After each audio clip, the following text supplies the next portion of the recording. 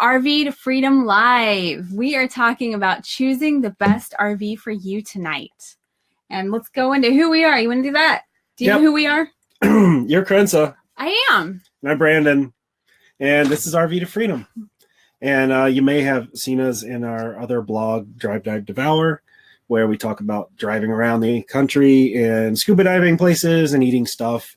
But this is our real thing we like to do, is help you guys figure out how to live out here like we do. Yeah, I hope you get out on the road. So we've been talking in our little pre-party here about what kinds of RVs everyone already has, or maybe the ones you're looking at. And feel free, throw it up there if you just joined us. Let us know what you have or what you're looking at, and maybe even some of the reasons why.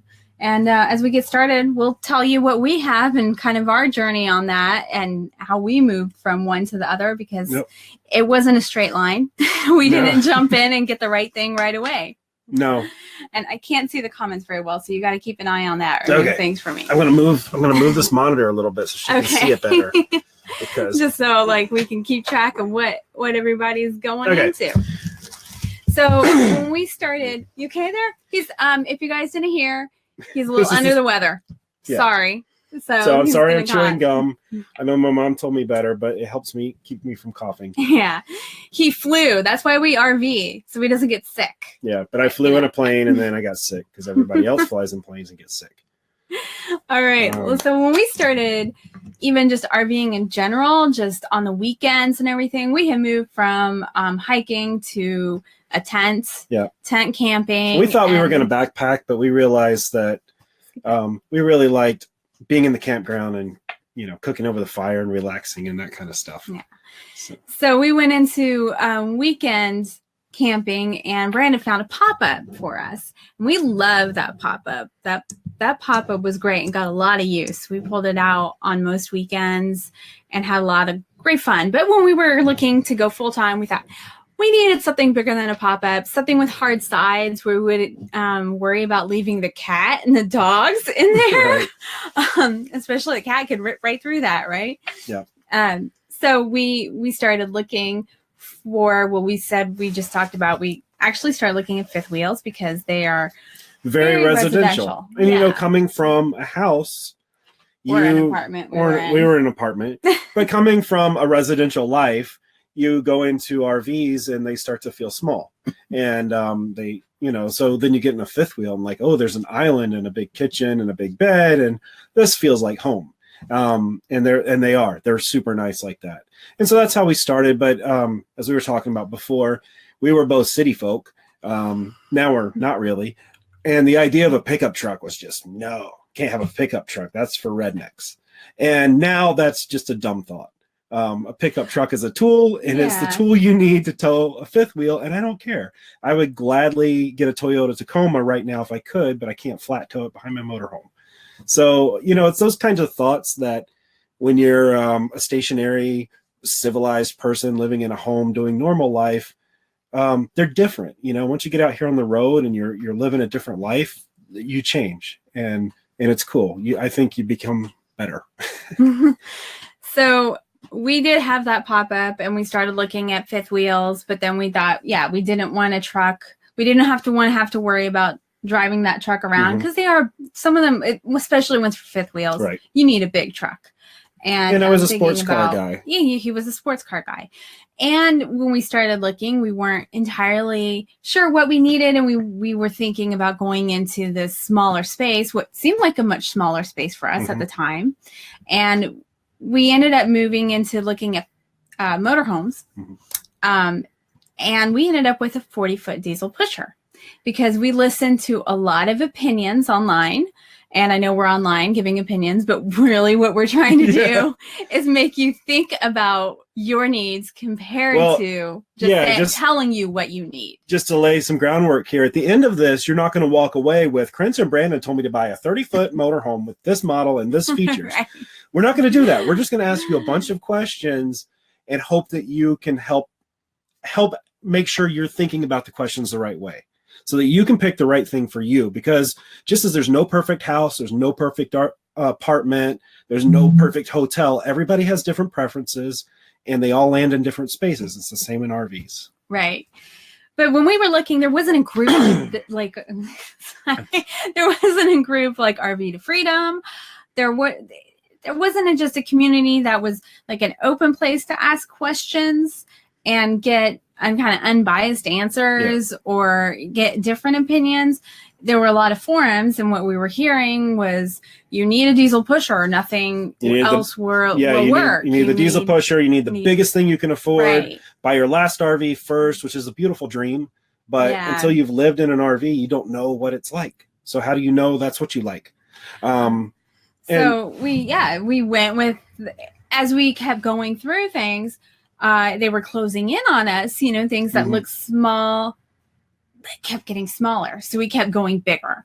Right. So we ended up with a 40-foot diesel pusher, which was beautiful. I mean, it really was a nice RV, and we really liked it in some respects. But as we started traveling, we found it really didn't fit our style of travel. And we started meeting a lot of people, and they had smaller rigs, and we would go meet them. They'd be up in a little forested spot in the mountain, and it was beautiful, and it was remote, and it was all theirs. And we were in a campground, and every spot we went to, we had to call ahead and make sure they had a spot for us that we would fit. And it got a little tiring, and I worried about the diesel pusher. Not the diesel. I didn't worry about the engine at all. I just worried about that big of a motorhome trying to take it on these narrow roads with the overhanging trees and the uneven surfaces and all of that. And we just felt like, this wasn't right for us. Yeah. Another thing that went along with that is, so we have a motorhome, and we were towing a car behind it. And Brandon, like you said, he was a sports car kind of guy. We lived on the East Coast. We had been living up there, and we got a Mini Cooper. Yeah, because whenever you take a vacation on the East Coast, it's in the mountains, and there's these windy mountain roads. And that was my thought. I'm going to be doing windy mountain roads everywhere, so I need a little tiny sports car that I can zip around in. And hey, it has great gas mileage, so it kind of offset part of our motorhome, which is what we were thinking too. That is true. That worked really well. Yeah, for that. But as we said, as we went on, we found it really wasn't conducive as much to our style of travel. Brandon started getting more excited about going off-roading when we got out west, and he wanted to do all this stuff that was not possible in the Mini. He already got us stuck in the sand in Florida. I kept having to ask the guys with pickup trucks to pull me out of the dirt in the Mini. So we switched the Mini for an Xterra so that he could have his off-road capabilities. And then we ended up, you're matching me, with going down in size to a 30-foot gas motorhome. Yep. And so we switched from a diesel to a gas, which is opposite of what you hear a lot of people doing eventually. And a diesel in this size would have been great too, but they're not offered that much. They're becoming a little more common. You can either find them really old or brand new. Brand new. They just started making them again, like the New Air, right? Yeah. New Air. Well, there was the Tiffin Breeze. And yes. And there was a few others, but yeah, they're just now starting to realize that people want a little bit smaller size. So you're starting, like the Newmar New Air she's mentioning, it's got every single luxury feature you'll find in a top line Newmar, but it's 33 feet long. Right. So it's pretty amazing. It's very expensive too. Yes, because it's still Airline is still very nice. So it is kind of top of the line. But that is where we came from and where we went to, and that journey was kind of up and down. We kind of, we thought we knew what we wanted, and we were up here, and then we thought, this was our buy the last one first, spend all our money, and we're done, and we're golden, and yeah, it doesn't always work like that. And as we traveled, and we tried to keep it and stuff, but we needed something different for our needs, and that's what happens. You adjust because we didn't ask ourselves some questions and do some research ahead of time that might have saved us from some of that. We didn't really know. And that's actually why we made our course Roadmap to Full-Time RVing, because we want to help you figure some of that out beforehand and do all of these things. So, let's see. Do we have any comments? We've been kind of trying to look. Yeah, we know a lot of you already have RVs, and you've probably, I bet you there's a handful of you that have had a similar type of journey. So one of the things that I think we didn't ask ourselves enough when we were starting to look at an RV is, nope. Oh, did I just get rid of it? What did I do with it? What did you do? I think I just deleted it or something. Oh, you must have hit the delete. Anyway. Just type it. Oh, put it over there and I'll type it in. Okay. No. No. No. Hold on a second, guys. If Prince is letting me drive. Don't let me drive. No, just don't worry about it. Let's just say the words. All right, you say the words and I will try to handle this. What we didn't ask ourselves enough is what will we be doing? We were thinking like stationary people. We were thinking, well, we need a place to sit and watch TV. We need a place to sleep, which is obvious. And we need, a big area to cook. And, we're going to do all this indoor entertaining. And we had in our minds that the outside is part of our space, but we weren't really heavy outdoor people to begin with. So we knew that was an option, but we really didn't consider it that strongly. And then sorry, I see jokes. We knew I don't know what you said. I wasn't listening. Okay. Well, like one of the things we were looking at Airstreams. We knew we had to work in our RV. Right. So we did think about that, and we thought about the fact that we wanted a desk. We wanted some kind of working space for us, and that's something to consider. One of the things Krenza knew about me is I keep a very messy desk. Einstein kept a messy desk too. He's not Einstein, though. Okay. Don't let him fool you. So one of the wants was a desk area that was separated from the living area, so you didn't always have to look at the desk while you were sitting in the living room.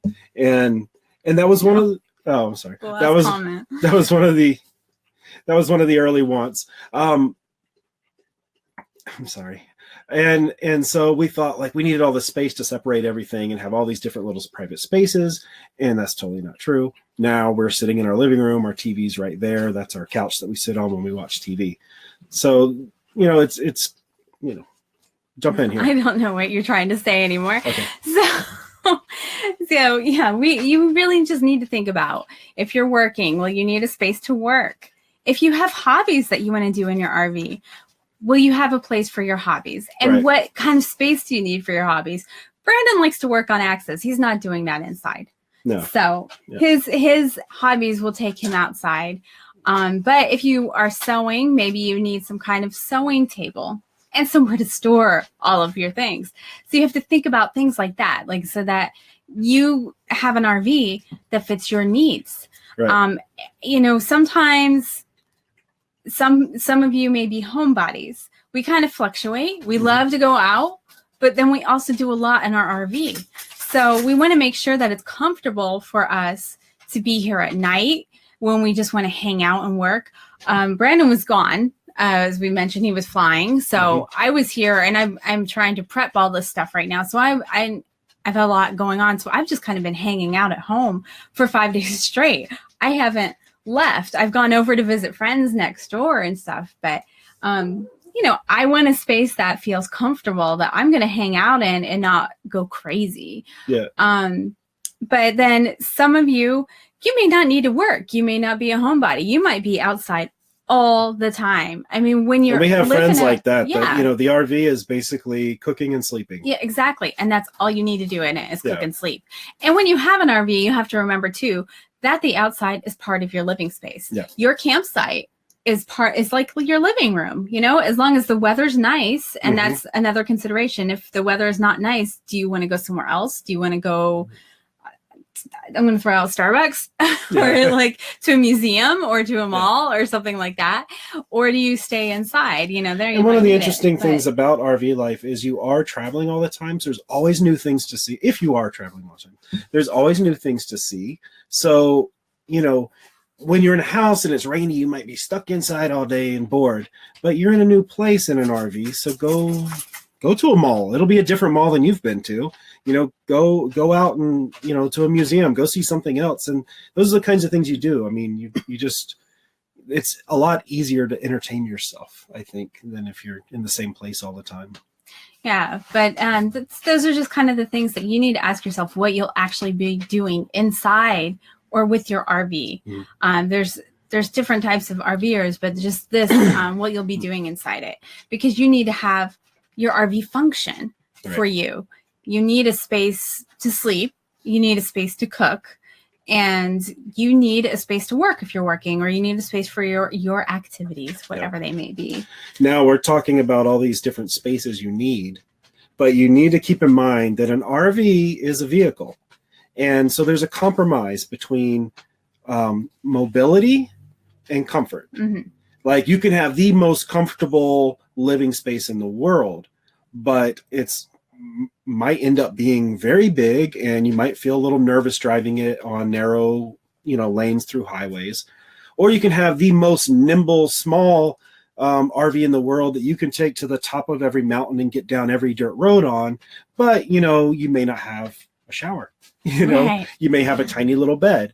So it's kind of trying to figure out what balance you can make, and what are your real needs, and I know we're going to talk about it later, versus what you want, because what you need and what you want are different things. Yeah. And so just an example of some activities that people are doing inside. So Nancy's art takes space. She needs somewhere to do art. And as a trained designer, I went to art school and I just said, do art. That sounded horrible. But you need somewhere to do whatever you're going to do, if that's painting or whatever. And then you need somewhere to keep those supplies. Yes. And then you need somewhere, if you are creating physical art and not painting in the computer, then you need the supplies, and you need somewhere to store it afterwards. But also, you are an artist. You're a creative person. So get creative on those storage spaces. Absolutely. The couch behind me, it's got leatherworking stuff. Underneath the bed, leather. Back of the closet, leather. Under the computer down here, leatherworking tools. Outside, axe stuff. So there's places for everything. It's not like your house where you need a whole separate room for your craft room. Yeah. So use your creativity, and RVs are really good at having lots of cabinets and places to little stuff weird things. Hiding places and stuff. And I'm not saying everybody needs to move their stuff digitally, but a lot of hobbies, or I'm not even sure this hobby. I actually went to school for photography, and I still love to do it. It's all digital now. Yeah. So I don't need to carry a whole bunch of film with me anymore. I don't have prints. I don't need a dark room. So there's some of that stuff that, we've moved to digitally too. Like Brandon actually does more illustration type stuff sometimes. Yeah, I try to do more of my art in the computer, so I don't have to have. But we still have a nice big drawer of art supplies. Yes. So you never know. But anyway, figure out your activities. Remember, it will be a compromise between comfort and mobility. Right. And then the next thing that you really need to think about is who is traveling. So there we go. You just need to, it's just a simple question. Who's going to be with you? Is it you? Are you a solo RVer? Sorry, I have to jump in here. Jeff, I don't know if that's a hobby or pretty much the RV profession. It's tequila for me, but yeah. You'll be among friends on the road. Don't you worry. As long as you're supplying, you'll be all right. Yeah, and I think it's that's a lot of outside stuff. So as long as you have a place to keep all your liquor, you should be okay. But so who's traveling? Is it only you? Are you a solo RVer? Do you have a spouse? So is it just two of you? Do you have kids? Yeah. And because you need a place for kids and pets. Throw up Jen's. I saw Jen put on there something about dogs. Because if you have pets, you still need a place for everyone to sleep. And that includes your dogs and your cats. You just want to make sure that you accommodate everyone, because otherwise you're going to all be and for cats, for cats, you need to think about litter boxes. And litter box, Unless you have that one magical cat that potty trained itself that we saw in the group the other day. Yeah.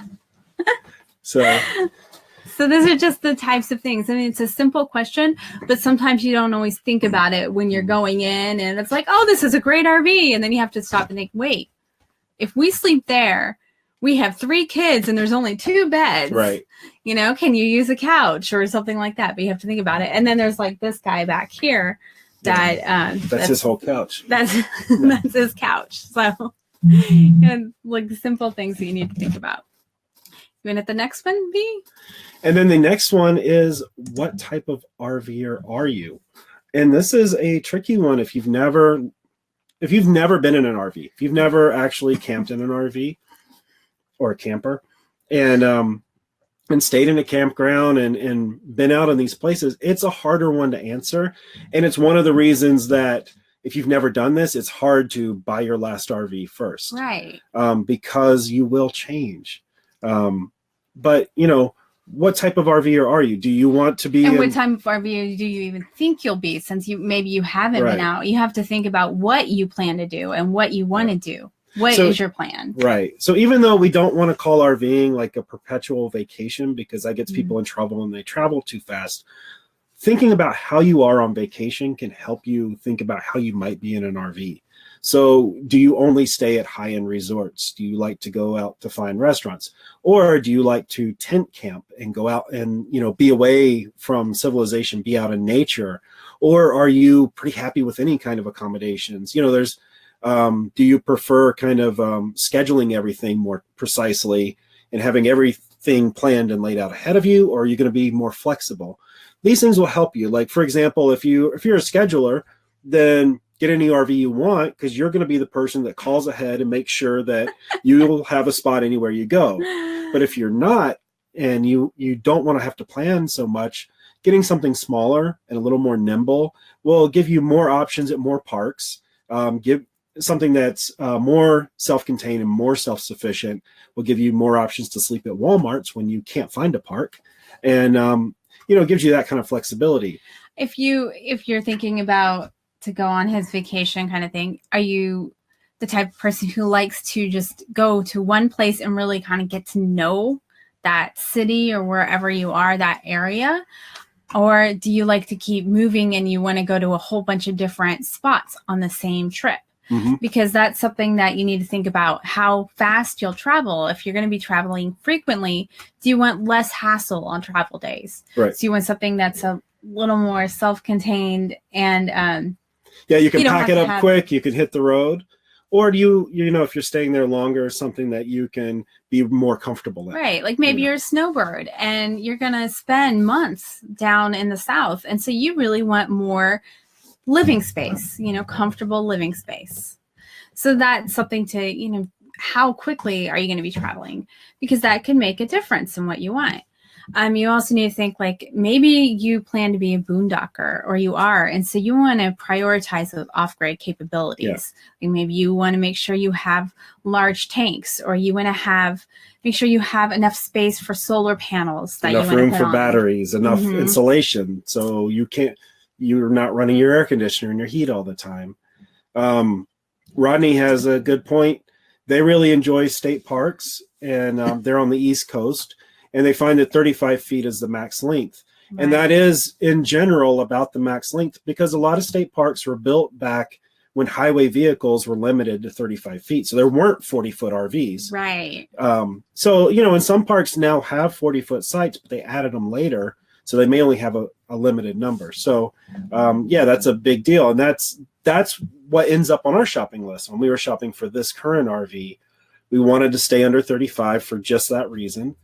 We wanted to boondock, so we wanted to make sure we had good insulation, room for batteries, room for solar, and we were, it was small enough we didn't feel too bad taking it off road. And those are kinds of things in it on our list because that's what we decided we wanted to do. I just saw that Daniel Allen said they're looking at the Forest River, Georgetown, and it's looks like I'm reading this from far away. 36 feet, full time with 2 kids and his parents and his wife's parents along at times. So lots of sleeping space that they're going to be looking at. And, if you have people that are just coming in at different times, you can still use a blow-up bed. Sometimes it's hard to convince parents to get on the blow-up bed, though. Yes, we can switch it out. But just like thinking about different options that there are, sometimes you can do that. And I was going, there we go. Yeah. And Scott and Carol, they were looking for RVs originally, thought they needed something big, and they ended up with this very cool van, 1973 van, that they love. Yeah, and the paper in front. We've talked to them, and they said when they were shopping, they didn't want, anything that was old. They didn't want anything where they had to crawl over each other to get out of bed. And I'm sure there were some other requirements. And they ended up with all of that in this cool old van. But they have a cool old van, and they're perfectly happy with it. Right. Yeah. And there are ones who use the outside as living space a lot. Because they don't have an option. They can be inside their van, but it just doubles your space. I mean, when we lived in San Diego, I remember people talking about that there too. You might have a small apartment, but you double your living space because you live outside. But again, we were East Coasters coming from the East Coast. It rains a lot. You don't think about being outside so much, but now we're in the West, and we forget that it rains sometimes.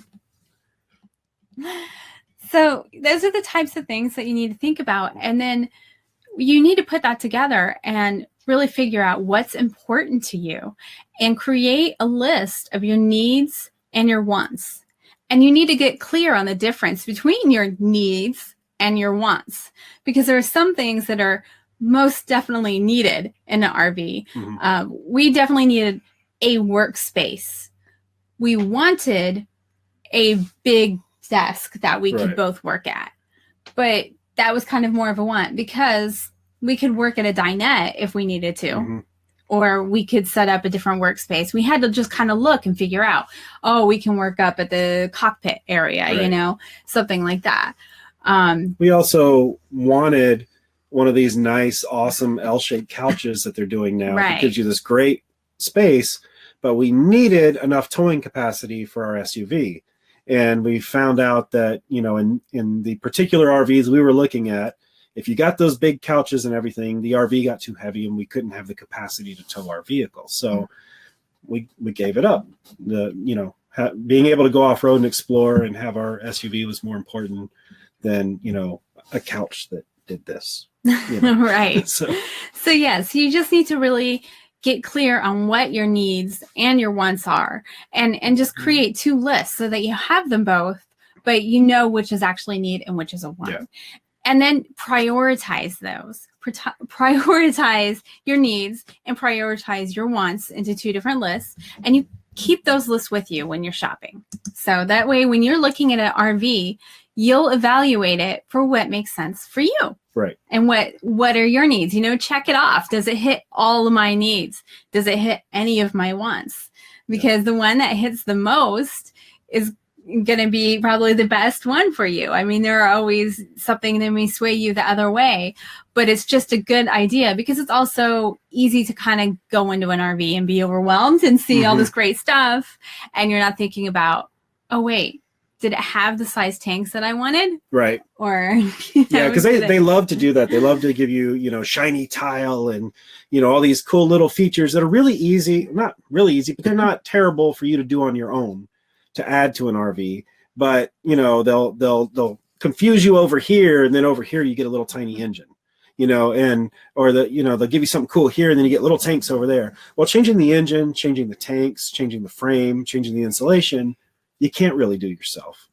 And so those are the things you really need to pay attention to. You can change the color of the interior. You can change the fabrics. You can change the tile. You can change the floor if you want. That's not unreasonable. So just don't let them confuse you with the lipstick. And Bob says he needs a king-size bed, and you might. We had a king-size bed in our apartment. We've had queens in both of our RVs, and we're fine. One of the things I do notice, though, about the RV queen is that there's a wall right next to the bed, so I can sleep all the way to the edge of the queen because I can kind of lean against the wall. In a normal queen, if you're all the way at the edge, you feel like you're going to roll out. So it kind of feels a little bit bigger than a regular queen sometimes, but for some people. Yeah, I mean, like I know Jen wanted a king and she got it. Yeah, but she's got 3 big dogs. Yes. So they did need that. Yeah. Pop on the next one, because this is important. Nope. Up that one. Don't hit the yes. You and your family are the most important part of your decision. Right. So you're going to hear opinions, and You should ask. And people have experience and they can tell you their experience in a certain type of RV, a certain brand, in a type, in a class C, a class A, a travel trailer, fifth wheel, whatever, a van. But it's all coming from their perspective. Right. So just remember that too. What works for them might not work for you. And the salesman is not going to go camping with you. Right. So it doesn't matter what they say. I'm not going with you. So you don't have to listen to me.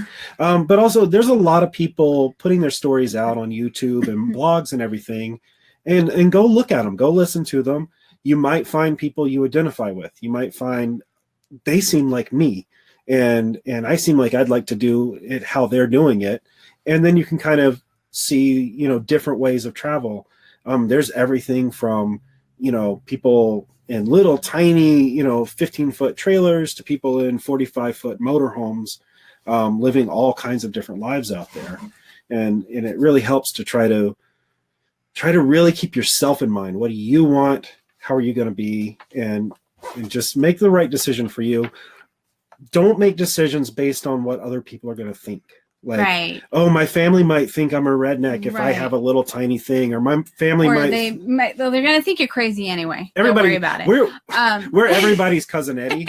No matter how civilized you are and how beautiful your motorhome is, if you're dumping your own black tanks, you're cousin Eddie. And that's just how it is. Or they're going to think it's too small. They're going to think I'm crazy because I'm living in a 28-foot thing instead of like a nice big 40-foot thing. Whatever, if that works for you. Or, other RVers are going to think I'm crazy because I'm in this 40-foot diesel pusher and they're all in these little Airstreams. Yeah. Hey, it's whatever works for you. I mean, when we were started, like, I don't want to get a white RV because those look old. I'm like, I don't care. It's who cares? Like our first one was big and beautiful, and I think it really did look nice. This one we have now, it's silver, it's kind of blah on the outside, but whatever, it's mine. I'm happy with it. I don't care what you think. And it's fine. But there was a question here. Well, I'll answer that question at the end. But yeah, just keep yourself in mind. Do what you want to do. Don't let other people push you around, and don't feel like you're got to impress other people. When you come to an RV park, like, we're impressed if you're a nice person and we can talk and hang out and, sit around a campfire. We're not impressed by, your rig is 3 feet longer than mine or mine's 4 foot longer than yours. I mean, when a vintage like Prevost comes in and it's all chrome and shiny, that's really impressive. But then I think about how much you paid for it, and I'm impressed that I didn't spend that much. So it's fine. So one of the questions I just wanted to answer here, because it comes up a lot. Let's see. Sorry. David had a question about diesel versus gas. Did we notice a big difference? Water. We know there is a difference. There is a difference. But we had a 40-foot diesel pusher that was 32,000 pounds. And we went to a 30-foot gas that's 20,000 pounds. So the power to weight ratio on both, I think, is fairly similar. The diesel has the torque. I mean, off the line, it goes. And having the engine in the back is great because you don't hear it. It actually was a little bit of a downside for us because we had a warped exhaust manifold and we didn't know because we couldn't hear the engine. But whatever. The suspension rides better. The floors are built stronger and tougher because it's a heavier RV. They're not so weight conscious that they have to keep everything to its minimums. But it's a heavier RV. We were restricted on certain bridges. When I'm taking it off-road to a boondocking spot, I'm a little bit more concerned about the road qualities. And, all the parts are bigger and heavier. And if they break, they're more expensive and they're harder to do yourself. I couldn't change a tire on that. I can barely change a tire on this. Working on the engine, some of those parts are extremely heavy to deal with. So there's pros and cons to both. They're both fine. They'll both get you there. It really comes down to, what do you need it for? Are you towing a big heavy trailer? Do you want a big RV? Because I don't believe that 40-foot gas RV is a good idea.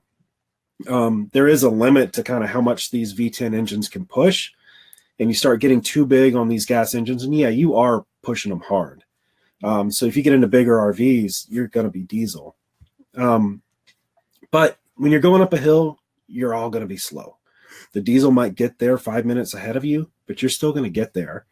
Now, when we go to Colorado and we go over some of the highest passes, we might separate the car from the motorhome, and Crenza would drive separately, where with the diesel, we might not.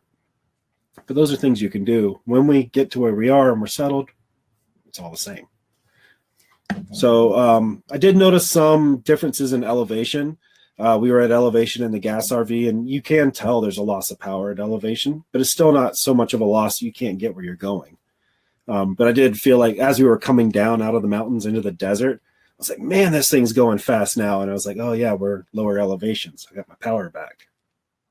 So I know that didn't help, but those are just all the words I have on diesel and gas. I don't think it's this die-hard black and white, diesel's the only way to go. If you can't afford a diesel and you can only do it with gas, then do it. If you can't afford a diesel, then think about it. I mean, yeah, I would do a diesel again. I enjoyed the exhaust brake. The engine brake on the gas is not very good, but that's what I have to say about that. All right. I'm sorry. Well, I ramble. Jump in back here with the choosing your RV, which that is a totally valid question, and it's a big part of choosing the right RV for you. But I want to let you all know about a worksheet that we put together, and it's even beyond the worksheet. So we have our power pack, because we did create a worksheet for you based on all these questions that you need to answer, and it's space for needs and wants and all of that. Everything we talked about is contained right here on the worksheet. So you can go write it all down, put it in ink, and stick to it. And you keep it, you keep it. And that way you can reference it. But we've also included our RV shopping cheat sheet with that, so that you can take that with you when you go shopping. Mm-hmm. And it has all the little boxes for you to check off and see what the RVs have. And this includes like cargo carrying capacity. It includes just what types of tanks, how big they are. So batteries. What we included on that are the important things. We didn't ask you what colors the carpet and what colors the furniture. We asked you how big are the tanks? What power supply does it have? How many air conditioners does it have? What are the things that you can't change that you really need to pay attention to? Yeah, so that way when you go home after looking at things, you're probably taking photos anyway to go with it. You have all that information right there, and you can compare side by side what looks right for you. So you'll have your worksheet there that gives you all the information that you've already decided on is important for you. And then the worksheets, the cheat sheets that will keep you organized looking at RVs, and you compare. Mm-hmm. And there's information there, some shopping tips, and a sheet that explains everything too. So we're calling it the Power Pack because you get it all together. And you can go grab this at go.rvtofreedom.com/power pack. And I will post this here. That is what I've been typing away on my phone. And Kim's right. If you show up at a dealer with your cheat sheets, they're not going to like you, because you're going to look prepared and like an educated consumer, and that's not what they want. They want you to buy the new big shiny thing that they get really good incentives on for pushing. So we want you guys to be prepared. We want you to make sure that when you buy something, you're getting good bones and a good solid RV that can get you where you need to go. Yeah. So this will help you get you prepared. It will help you choose the type of RV that you need, what you need to look for in RV, and then find one. Yeah. So go grab it. Just grab it. It is useful. Everybody loves this cheat sheet. Yeah. We have had so many requests for it and compliments on it. It's amazing. Yes. I hate to say that about our own stuff, but Brandon put it together. So I'm going to, He was amazing. He put So this together. so Bill has but we used it like we have used it just like looking at things and going through RVs just to look at RVs, and it's because we still go to RV shows to try to see what they're doing. We've seen some of the diesels now, they're putting smaller engines in them because it saves them money when they manufacture it, but they can still sell you a diesel. And if all you've ever heard is I need diesel, then you think, oh, it's diesel and it's cheap, let me buy that. And then you don't realize you've got an underpowered diesel. So Bill had a question there that is a very touchy subject because Prince's dad used to be a general manager of a car dealership, so we can't say anything about that, but yes. There's things with salespeople. Let me just go into this. Okay, so, I was just gonna have fun with it. No, there are things with RV salespeople. One, I mean, you never know if they're going to have some kind of incentive for pushing some kind of RV. Right. I mean, that's the truth. The other is there's so many changes and so many different kinds of RVs. It's not possible for them to keep up on everything. You know, you can't know where an electrical panel is on every RV. No one does. Yeah, I think this model RV, which is just one of many models that Newmar offers, has 6 different floor plans. And RV manufacturers don't need to make so many different floor plans. They need to make better RVs, but there are tons of floor plans. They change every year.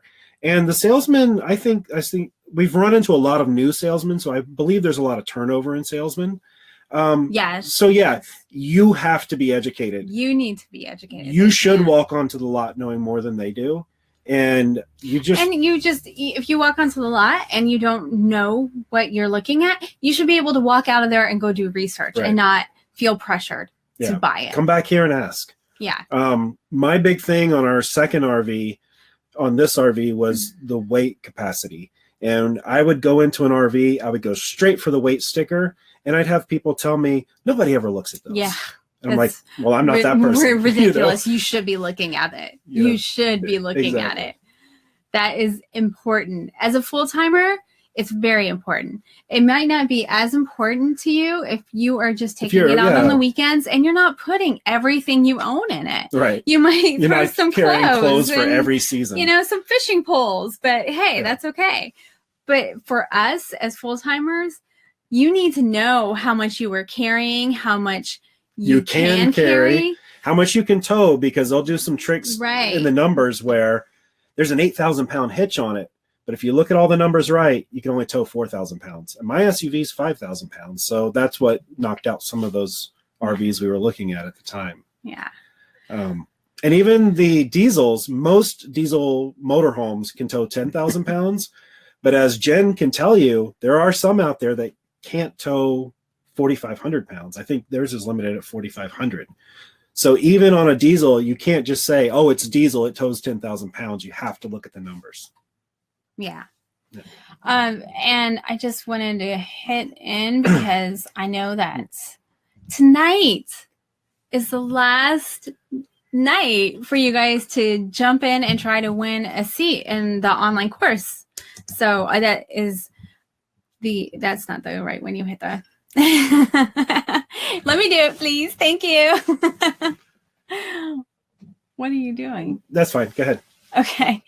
So if you want to get in and try to win a seat in Roadmap to Full-Time RVing, you got to go tonight. It ends at midnight Eastern time. So jump in there and try to win. I mean, what's it going to hurt? If you if you're thinking about full-timing or you want to learn more about full-timing. Yeah, we dig into everything. We get into all those numbers you need to know, but we really dig in deep to all the things you need to know to live on the road. And, it's not just go buy an RV and pull out and go live. I mean, where do you vote? Where do you get your mail? How do you wash the thing? How do you find places to camp? There's so much to it. We go more into choosing an RV. I mean, this is like good information, but we have to go in deeper. And there's so much that you could go into. We go talk about the types of RVs and what each one really handles and means. And we go into shopping for an RV. And we go into more just domicile things, the mail, the all of that, just how to move your life onto the road from being a dreamer to being a full-time RVer. Right. I mean, it's everything. Getting that foundation to know what you need on the road, and then getting the RV, knowing how to navigate daily life, knowing how to move your life just onto the road, just the everything, banking, banking, healthcare, budgeting, making money, saving money, spending money, losing money, finding money. We haven't found much. Finding money? No. I would like to do that. Yeah. But yeah, we dig into all the stuff that you got to know. And you'll get to learn about the steering wheel monkey. That's, I think, is Jonathan's favorite part of the course. Yeah, and I think Kim liked that too, if I remember correctly. So yeah, I just wanted to make sure that you guys remember that. It's the last night. So I did, in that post that I made with the power pack, is also the link to the giveaway, and it's pinned at the top. So just make sure to go enter tonight before it closes at midnight Eastern, so that you can get a chance to win. And so let's see if there. Yeah, I want to see if there's any more questions, because I know this is a hot topic. Everybody wants to know. I mean, sometimes people come in and like, what's the best RV? But I know that everybody has questions. And Bill, your comment that the spec sheets have hundreds of items, it's hard to sort it out. That is true. We hope our cheat sheet can help, because we give you the important things you should write down, like gross vehicle weight rating and things like that. So you can go through the spec sheets, write all the notes down. At least you'll have them all in the same format. So then you can kind of compare apples to apples across the board. Yeah, and you can always like highlight the stuff that's most important to you too, because you might not care about the kitchen.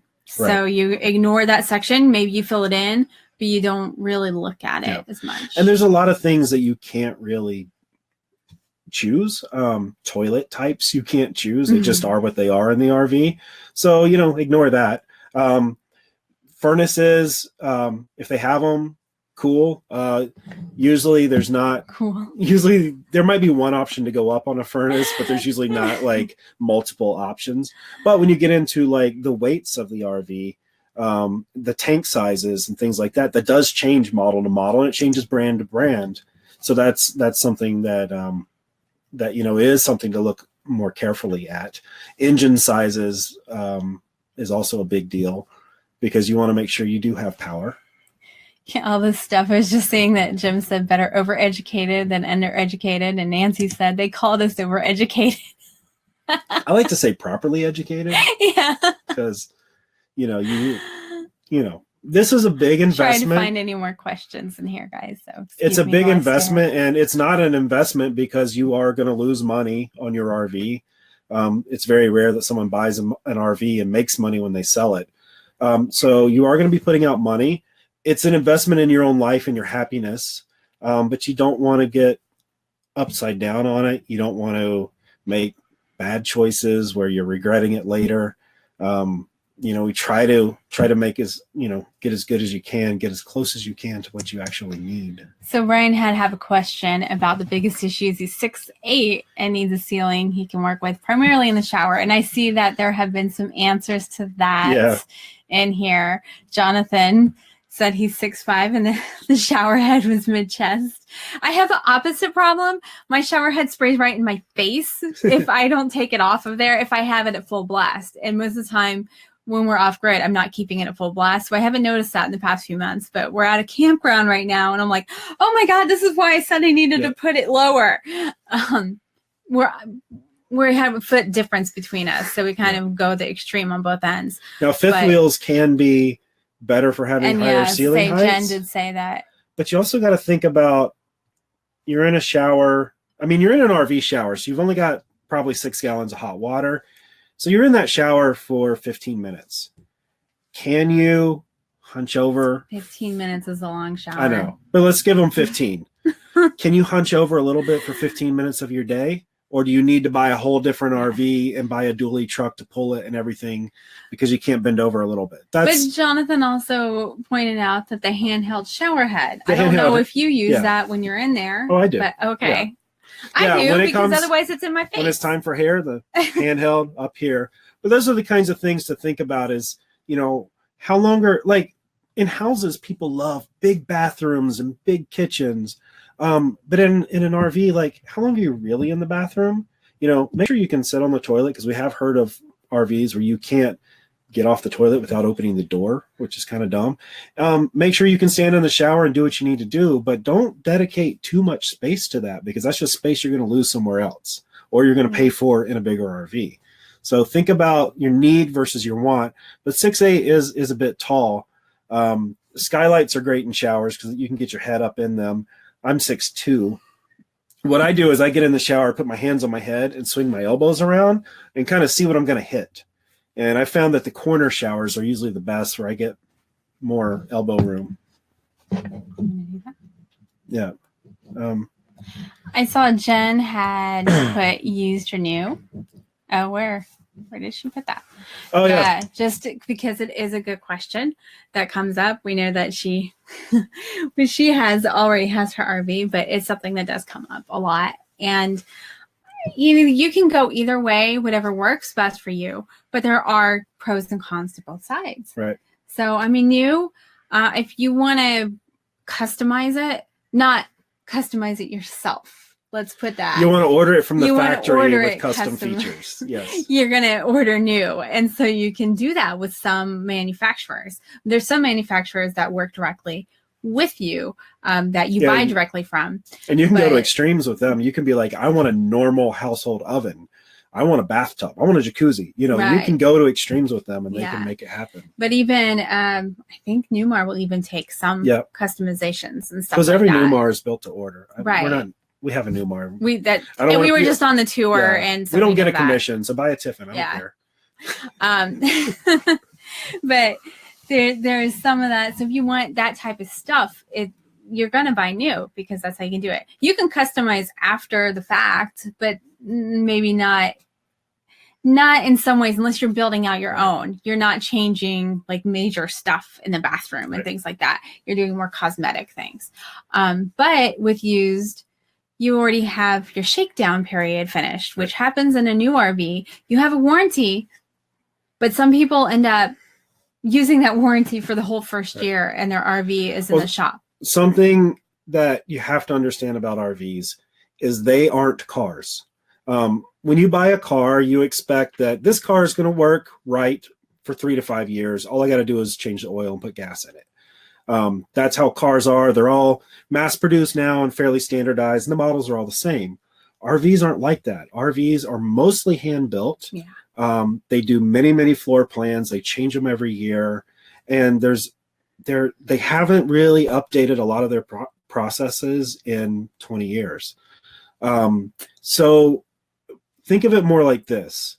The engine, the chassis, the wheels, all of that stuff, that's going to act like your car. It should be solid for 3 to 5 years. It should mostly work right. But it is a bigger, more complicated system, so there are more chances for something to go weird on it, some part to fail. The part on top of that, from the ground right behind us, this is just a manufactured house on top of that chassis. Exactly. And it is built good enough and not one bit better. Right. So it's the walls are as thin as they need to be, because they got to keep this thing as light as they can. They got to make it so you can get it down the road. And, you put a big engine in it and a big frame, you can build it heavier, but then people don't want it, built with bigger walls. They want it built with bigger couches and bigger TVs and tile floors, and all of that stuff adds weight. So, there is a shakedown period on new RVs. It's very, very rare for a new RV not to have to go back in for warranty service in that just first even year. Something little. There's some people have not had major problems, which is great, and but there's usually little stuff that will come up because it's a big box being shaken around, and it's assembled by hand. And Jen, she keeps commenting, but I know their RV, it had a furnace in the back, but the guy forgot to cut out the holes on the furnace that allows the heat to blow out. So they had a furnace back there that would run, but they would never get warmth from it. And they eventually got it back to the dealer or the manufacturer even. And they were like, oh yeah, I guess that guy was new and he forgot to cut these holes out. So it's dumb stuff like that, but it's stuff that interrupts your trip. Right. You know? Right. So when you buy used, you hope the previous person has gone through that process. Right. And kept up on their maintenance and all of that. But when you buy new, you have to expect, and maybe it won't happen to you, but you can't bank on that. Right. You have to expect that you will go in for warranty work. Yeah. Yeah. Jen said they built the coach on a Friday, and I'm starting to believe that every coach is built on a Friday because our wallpaper is just wrinkly everywhere. Like the guy didn't know how to put enough glue on the wallpaper. But yeah, so buying used, RVs depreciate. They do, and they do it very quickly. As soon as you drive off the lot, you've got. So buying used, you hope that you can avoid some of that depreciation and get something that's going to depreciate slower as you own it. But buying new, you can choose what you want. You can get something that's fresh and clean. Just don't expect it to be trouble-free. And, you know, it'll be nice. And if you can get it back to the manufacturer for the warranty service, they'll usually take care of you really well if you go with a good manufacturer. Sometimes dealers, they're really good at selling RVs. They're not so good at servicing RVs. They usually have long backlogs. Yes. And that's a problem. A problem with full-time is that you can't sit there for months. Sometimes they'll work with you when you're full-time and try to get you in sooner. But if you have like a year before you were going full-time and you want to buy new, it can be helpful to like buy it ahead of time and try to go take trips in it to work out some of those bugs so that if it does need to go in for service, you can do it while you're not depending on it. Right. And Kathy has a good follow-up question. Any tips on finding an expert to help you check out a used RV? So you can hire independent RV inspectors.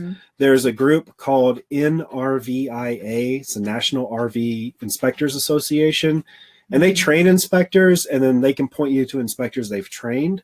Don't confuse them with RVIA, which is the RV Industry Association. That's the association that makes sure that RVs are built to certain codes. Very basic codes. Very basic, like they have to have a smoke detector. Right. It's not like house codes where the joists have to be on 16-inch centers and, you know, junction boxes and the electric and all that. But in RVIA, they can help you find inspectors that they've trained. So it's kind of a weird for-profit situation. Also, a lot of mobile RV mechanics will also be inspectors. And if in your area you have a RV service station that's not a dealer, but they're just a service station or a service center, they'll often do inspections as well. So any of those are great.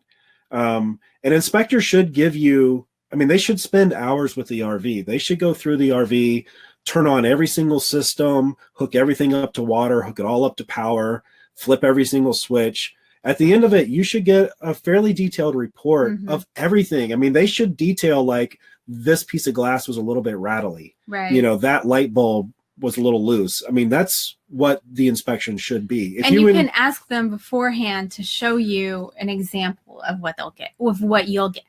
Yeah. So that you know that you're getting something thorough and not just a one-page. Yeah. Yeah. If you get like a one page where you can see the guy's just kind of running down, checking things off, and he's there for an hour and a half, he's not looking at it any better than you will.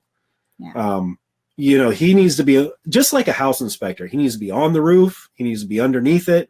He needs to be looking underneath all the cabinets, looking at all the plumbing. I mean, expect like a house inspection. And if you don't get that, then don't use that guy. That will cost money. It can cost up to $500, maybe even $700, depending on the RV. But, you know, if it saves you a $10,000 roof repair, it's worth it. Yeah. Yeah. And you always start off with your own inspection first, because you might catch something that, you know, puts you off the RV before you even have them come. And then you don't need to pay for that if it already said, oh, that looks like water leak right there. You know, that you don't want. So, you know, it's exactly. Good. We're going to do a shopping, actually, a shopping for an RV next Tuesday. Is that right? Yeah, and we'll get into details that you need to look for so that you can kind of self-inspect before you even think of hiring an inspector. You know, you can go through and check things yourself and decide, okay, this looks pretty good to me. Now I'll pay somebody. Or you can just be like, nope, not that one, and walk away. But the other thing is the engine and the chassis. So that's the wheels and the brakes and all of that. If it's a gas RV, it's probably going to be a Ford or a Chevy. So you can take it to a Ford or a Chevy shop and have them inspect it. And if it's a diesel, it's probably going to be a Cummins or a Freightliner chassis or a Caterpillar or Mercedes. You can take it to those shops and have them check it. And they can make sure that part of it's running pretty well. But those things, as long as they're treated like a car and the oil's changed and the air filters are changed and the fuel filters are taken care of, and they're pretty reliable. Bob had a question about warranty, which we'll get into a lot more detailed on the shopping. Well, I don't detail a little bit in there, and we go into really in depth in the course. In the course, we'll actually show you some example contracts, but most of the manufacturers give you a 1-year warranty that is pretty much truly bumper to bumper like you're used to in a car. There are a few manufacturers who do too, but it's uncommon. Right. After that, there's really not a bumper to bumper like you're used to in a car warranty. There are warranties that cover more things. There's warranties that covers less things, but many of the warranties you get after the fact are really going to cover catastrophic failures of components. So if a fridge completely goes out, an air conditioner completely goes out, furnace goes out, an engine just destroys itself. But, you know, if rubber things fail, flexible things fail, screws pull out of walls and they cause problems, they don't tend to cover that kind of stuff. So you really need to look carefully at those extended warranties and see if they really cover things that you think really will break. And how much would those things cost to replace anyway? When we had our diesel, we knew the engine was very expensive to fix. So that was my big concern. And I never had a diesel, so I was worried about it. So we did buy the warranty. And we did have an exhaust manifold warp. And that was about $3,000 to repair. So the warranty took care of that. And when we sold the RV, we got our money. Basically, we got our money back for the prorated amount. And it was a wash. Then we bought the gas RV. I didn't buy a warranty. It's a Ford V10 engine. It's a super common engine. Parts are available everywhere. I could probably buy a whole new engine in a junkyard for the price of the warranty. All the other components, I know how they work. I can either me and my friends can physically manhandle all these components and get them out of the RV and get new ones in here ourselves. And I would rather do most of the work myself than deal with service centers because it's just, they're slow. They take forever and they cost a lot more. So we chose not to do the warranty on this one. So, you know, if it helps you with your peace of mind, do it. Just really, really understand what they do and don't cover, because they really don't cover a lot usually. That's my voice. Yes. Let's see. I think that it looks like I don't see any more questions unless anyone has anything. Just to remind you, you can go to get that power pack at go.rvtofreedom.com/power pack, and it has the worksheet in there so that you can think about what you need in an RV, and then our RV shopping cheat sheet that has all the little bits and shopping tips and all the things you want to look for in an RV. And then, and don't forget, it is the last night for the giveaway. rvtofreedom.com/roadmap-giveaway. We're going to pull it tomorrow and we'll be letting the winner know. Yep. So go enter to win. And to keep you guys updated, we're going to be live on the page on Sunday. If you're in the group, we're going to be live in the group on Saturday. So join us then. And then next week, we're doing a whole bunch of shows all week for our launch because we're pretty darn excited about it. So we're happy to have more people in the course and everything. And we've got some stuff lined up. I'm going to just give you a little preview here. Yeah, we're going to have some my notes here. This is on my calendar.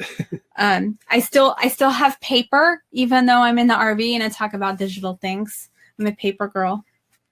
So I think Monday, this one's might get moved, but we're going to talk about some of the common fears that you have about going RVing. There's ones that a lot of people have that kind of run the thread. And we're going to do that shopping for an RV. So if you're watching choosing an RV, shopping for an RV probably makes sense too. Yeah, because we'll really help you out there. Yeah. So the weekend will be in at 5 Eastern, 2 Pacific. And during the week, Monday through Friday, will be this time. It'll be 8 Eastern, 5 Pacific. So just shopping for an RV. Quick. See you later, John. We're going to be outside looking at that meteor shower in a minute, too. Go have fun with that. And then we're going to even have some guest stars on. So yeah, former victims of ours. I mean, students that went through the course.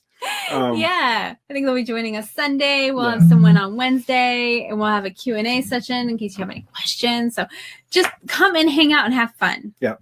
So Jen had one last question. Can we see Kona again? So let's see if this works. Kona, food? There he is. God. Now we got to go get him a treat. So. All right. And Lucy's, I don't know where she is hiding. Thanks, Bob.